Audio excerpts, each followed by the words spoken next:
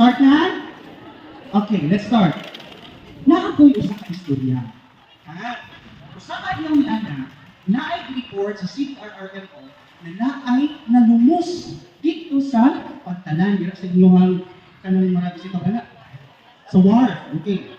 Ang pasyente, anak ang pasyente.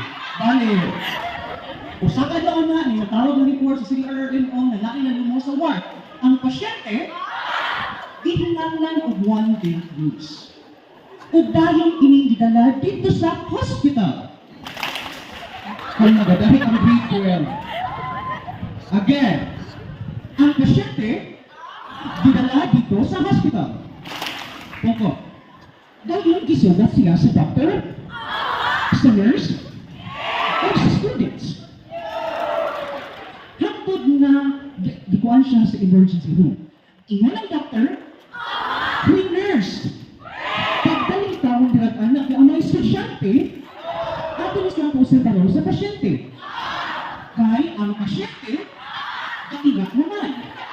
So ingon ang doctor, dapat aplayan ng CPR, pinaagi sa nurse, tabangan sa mga students, aron hindi siya mamatay sa hospital. Okay na. Paskasanay na, 4, 3, 2, 1. Ang nurse, halaga ang nurse.